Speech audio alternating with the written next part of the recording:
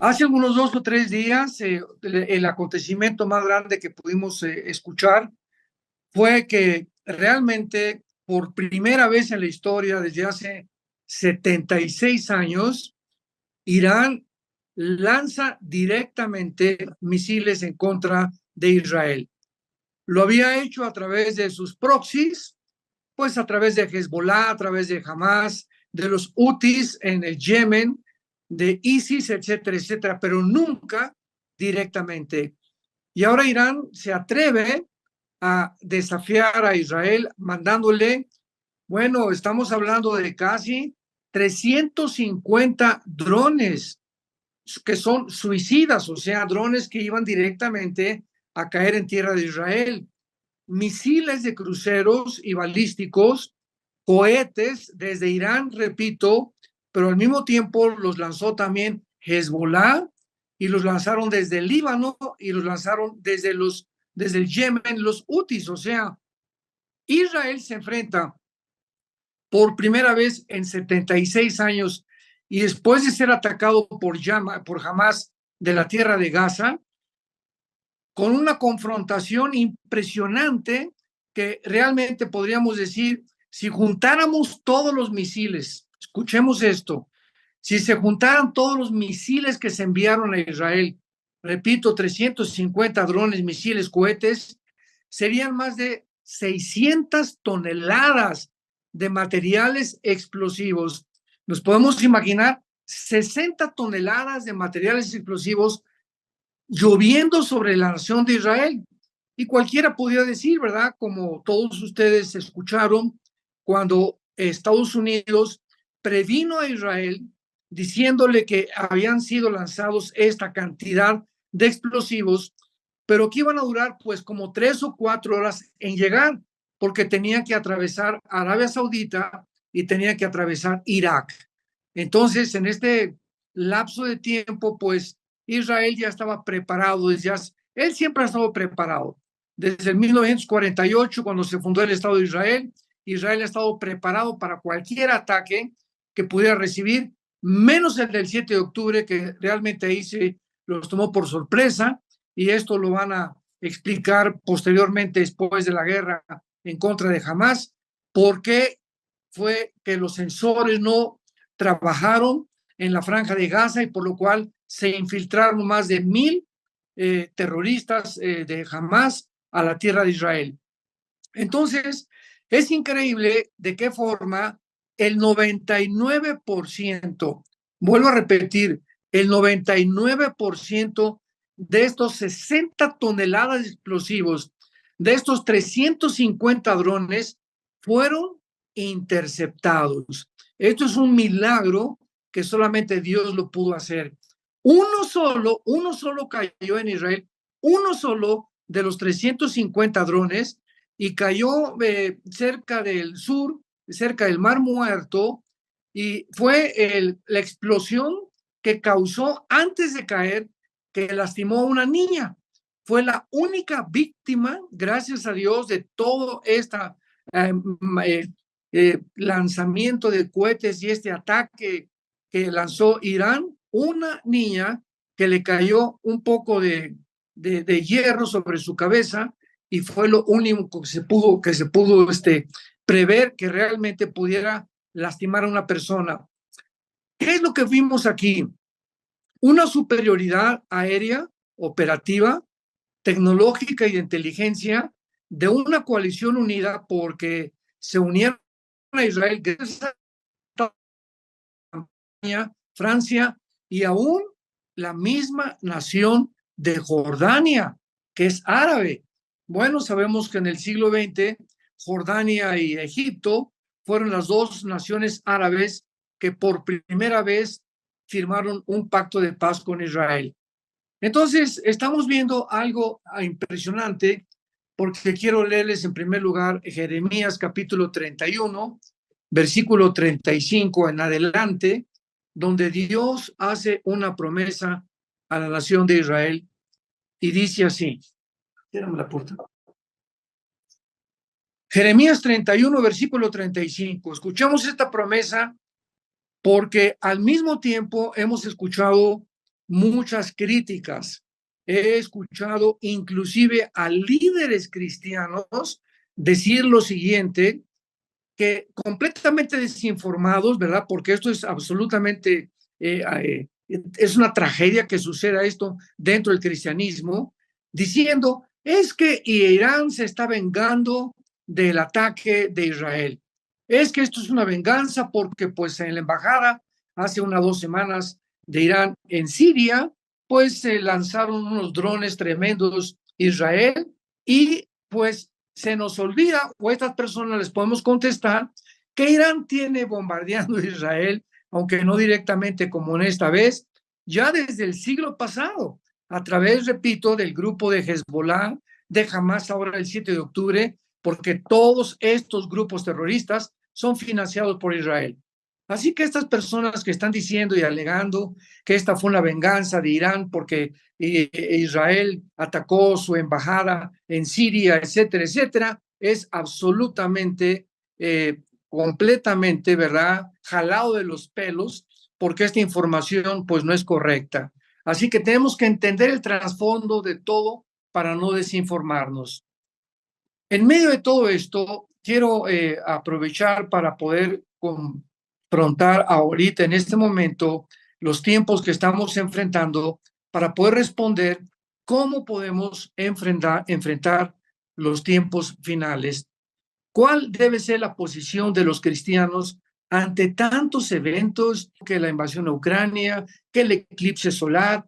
También en el eclipse comenzaron a decir en una, yo les llamo profecías amarillitas, que iba a venir un terremoto tremendo, que era el fin del mundo, que el rapto ya se acercaba, etcétera, etcétera, etcétera. Entonces, ante toda esta situación y ante toda esta desinformación, ¿cómo podemos nosotros enfrentar los tiempos finales? ¿Qué es lo que está pasando en el mundo? ¿Cómo podemos enfrentar estas crisis? Y la Biblia nos da la respuesta. En 2 de Pedro, capítulo 1, versículo 19, creo que es un versículo que todos ustedes han memorizado. Dice así, y tenemos la palabra profética, que es la Biblia, más segura, a la cual haríamos en este tiempo, más que en cualquier otra época del cristianismo, donde se está oscureciendo el panorama, donde aparentemente el horizonte ya no se percibe ninguna claridad, haríamos bien en recurrir a la Biblia. Pero ¿qué es lo que está pasando? Pues ya los cristianos ni la Biblia llevan ya el domingo a la iglesia y la consultan 1 o 2 veces a la semana. Hay cristianos que hasta 2 o 3 días no leen la Biblia. Entonces, ¿cómo podemos nosotros creer que con una visita el domingo a la iglesia, ante el cúmulo de ataques que estamos recibiendo, podamos enfrentar el mundo tan oscuro que se nos está presentando? Entonces, tenemos la palabra profética más segura, a la cual deberíamos estar atentos, y cuando el Espíritu Santo, cuando Dios el Padre y su Hijo Jesucristo ven a los cristianos que realmente están consultándole, buscándole en oración, hincados en la mañana en sus devocionales, antes de acostarse con la palabra de Dios, Dios te va a dar paz, Dios te va a dar una respuesta en la Biblia, Dios te va a repetir las palabras que se nos han dicho tantas veces: mi paz les dejo, mi paz les doy, no tengas miedo, no te preocupes, no te voy a abandonar, no te voy a dejar. Estamos como en el mar de Galilea, cuando los discípulos atravesaron y de repente vino una tormenta tremenda. ¿Y qué fue lo que pasó? Comenzó la lancha, pues aparentemente a hundirse, y Jesucristo dormido en la popa de la lancha. ¿Qué es lo que Jesucristo estaba esperando en ese momento? Que ellos creyeran que realmente no se iba a hundir la lancha. ¿Por qué? Porque él iba adentro con ellos. ¿Cómo se iba a hundir? Pero ¿cuál fue la reacción de los discípulos? Se levantaron y: Señor, despiértate que perecemos. Jesucristo se levantó, ¿verdad? Reprendió el viento y reprendió todas las cosas que tenía que reprender, y realmente pues vino la paz. Y estas circunstancias, estos eventos fueron escritos, están en la palabra de Dios para que nosotros recurramos a ellos. Y recordemos que si en ese momento tan grave, donde venían tormentas y venían vientos huracanados, donde los discípulos sintieron que iban a morir, tenemos al mismo Jesucristo ahora dentro de cada corazón, que le ha recibido como su Señor, como su Salvador, y que ha creído el sacrificio que él hizo en la cruz. Tenemos también en el libro de Isaías capítulo 46, versículos 9 y 10, este pasaje que nos dice lo siguiente. Isaías 46, versículos 9 y 10. Acuérdense de las cosas pasadas desde los tiempos antiguos, porque yo soy Dios y no hay otro Dios y nada hay semejante a mí, que anuncio lo por venir desde el principio y desde la antigüedad lo que aún no era hecho, que digo, mi consejo permanecerá y haré todo lo que quiero. Yo hablé y lo haré venir, lo he pensado y también lo haré. ¿Qué nos está diciendo Dios en este pasaje? Que desde el tiempo en que se inició la creación del ser humano, Dios describió cómo fuimos creados. Y después vino el siglo pasado la evolución para poder tratar de contrarrestar lo que Dios había dicho en el Génesis. Y Dios nos dice que fuimos hechos del polvo de la tierra, que nos alimentemos de las cosas que vienen de la tierra, que comamos verduras, que comamos frutas, que no estemos recurriendo a tantas tonterías como el Monster y el Red Bull y todas esas cochinadas que venden, ¿verdad?, de bebidas enlatadas, que hacen que los riñones se intoxiquen, que tu hígado se intoxique, que te baje la energía. Dios nos ha anunciado desde el principio la forma como debemos de vivir. Anunció todo lo que iba a pasar con Egipto, todo lo que iba a pasar con Siria, lo que iba a pasar con Babilonia, Medo-Persa, con los griegos, los romanos. Nos ha recorrido toda la historia para que nosotros sepamos que hay alguien detrás de todo lo que está sucediendo. Todas las cosas que suceden no son al azar, no hay nada accidental. Dice la física que todo efecto tiene una causa y siempre detrás de la causa tenemos que buscar a Dios. ¿Por qué está pasando lo que está pasando? ¿Y por qué el eclipse? ¿Y por qué estos ataques? ¿Y por qué el mundo está a punto de una tercera mundial, como lo están propagando de una forma desinformada e ignorante, porque de ninguna manera estamos ante una tercera guerra mundial? Es muy importante decírselos, la guerra mundial, que la tercera no vamos a estar nosotros aquí. Así que la tercera guerra mundial será después de que la iglesia desaparezca, que nos lleve Jesucristo, y precisamente todo está pasando simplemente porque Jesús viene por nosotros.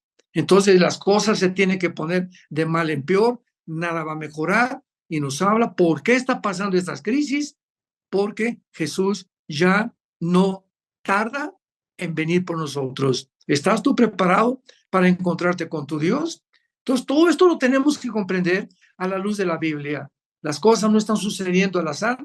Jesucristo lo dijo claramente, ¿verdad? Dice en Isaías 46 que acabamos de leer, y en Jeremías también 31, que Dios ha hecho de que Israel ha sido realmente lo que ha sido el ejemplo para todos nosotros. Y dice Jeremías 31, versículo 35, aquí Dios pone en Jeremías un ejemplo del cosmos, de las leyes del cosmos. Tenemos las leyes de la gravitación, de la fuerza electromagnética, la fuerza de la gravedad, las fuerzas nucleares que Dios controla en el cosmos. Escuchemos con atención lo que dice Dios en Jeremías 31, 35. Así ha dicho Jehová, que dé el sol para la luna, para el día, las leyes de las estrellas, para la luz de la noche, braman sus ondas, Jehová de los ejércitos es su nombre. Si faltaran estas leyes, escuchemos esto, si las leyes que Dios estableció en el cosmos se deshacen y ya no funcionan, y entonces las galaxias se estrellan unas a otras, y el sol se cae sobre nosotros, y las estrellas y la Tierra ya no quieren 24 horas, sino que la Tierra pierda su órbita de gravitación alrededor del Sol y de rotación sobre su eje, dice la Biblia, entonces la descendencia de Israel faltará para no ser nación delante de mí. O sea, todas estas personas que dicen también, no es que ya Dios acabó con Israel, ya no tiene nada que ver Israel con Dios, ya ahora la iglesia ha tomado el puesto de Israel y esto se llama la teología del reemplazo, que es una barbaridad, es una herejía, porque la Biblia claramente que Israel es indestructible. ¿Y por qué ha pasado todas las guerras que ha pasado Israel? ¿Por qué regresó Israel en el 48? ¿Por qué nadie ha podido entender la razón por la cual Hitler los quiso exterminar? ¿Por qué ningún politólogo, antropólogo, psiquiatra, geólogo, etcétera, etcétera, pueden dar respuestas a esto? Porque Israel tenía que regresar para que se cumplieran las profecías finales de Dios. Entonces, ¿qué iba a hacer el diablo? Si vemos detrás de todo el mundo espiritual actuando, como dice Efesios 6:12, que estamos rodeados de espíritus y principados y de potestades y de huestes espirituales que están operando sobre el mundo, ahora lo podemos comprender, que el diablo tenía que impedir que Israel regresara a su tierra. Entonces, ¿a quién usó Satanás? Usó a Hitler, usó a los nazis, pero fracasó porque realmente no pudieron exterminar más que 6 millones de judíos y regresaron en 1948 a Israel. En 1956 los vuelven a atacar, 1967 los vuelven a atacar, 1973 la guerra de Yom Kippur, y cuando las naciones árabes se dieron cuenta que no podían con Israel, ¿qué hicieron? Bueno, recurrieron a grupos terroristas que comenzó a formar, a entrenar Irán. Irán es la nación que se encuentra de todo este odio, ¿verdad? Donde los ayatolás que en 1979 formaron la nación islámica, le cambiaron el nombre a Irán y le pusieron la nación islámica de Irán, que está controlada por ayatolás, o sea, por religiosos fanáticos endemoniados, no ha descansado en continuar entrenando a grupos terroristas. Entonces, todas estas guerras y todo lo que ha pasado en Israel, 4 guerras, grupos terroristas atacándolo, estamos en 76 años desde 1948. ¿Qué es lo que Dios nos quiere decir? Que Él está cumpliendo las promesas que le prometió a Israel, que es indestructible, que no van a poder nadie borrarlos del mapa y que aunque aún la iglesia ahorita la levantó y ahorita Israel está en la banca, podríamos decir, como en un partido de fútbol hay jugadores en la banca, no están en la cancha jugando ahorita Israel. Cuando la iglesia sea sacada, entonces Dios regresa. Por eso el libro de Apocalipsis tiene 240 y tantas citas del Antiguo Testamento. Y vemos en el libro de Apocalipsis que como la iglesia va a acabar igual que Israel, en la apostasía va a levantar 144,000 judíos, Dios, para tomar ahora las riendas y ellos son los que van a acabar la evangelización mundial, los judíos. 112,000 de cada tribu de Israel. Entonces, por eso el Apocalipsis está lleno completamente del altar de Dios, del menorá, de 7 espíritus, de las 7 iglesias, el 7, el 7, el 7, se comienza a repetir de una forma continua y de una forma en la que Dios está tratando de mandarnos un mensaje que Dios no ha acabado con Israel. Como lo explica también Romanos 9, 10 y 11, el apóstol Pablo. Va Dios a levantarlos y si cayeron, también será muy grande otra vez que vuelva a resurgir Israel antes de que venga Jesucristo en la segunda venida.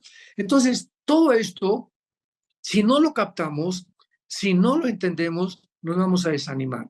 Ahora entendemos por qué Dios escogió a Israel. Como un ejemplo, que si su fidelidad no ha faltado en Israel, pues imaginémonos a nosotros que su Hijo Jesucristo, ¿verdad? Somos la novia, la iglesia de Jesucristo. Y si Él dio su vida en la cruz por nosotros para formar este grupo que se llama la iglesia, la entidad de la iglesia, cuánto más Dios nunca nos va a dejar, Dios no nos va a abandonar, por lo que tenemos que agarrarnos de Jesús, tener comunión con Él hoy más que nunca.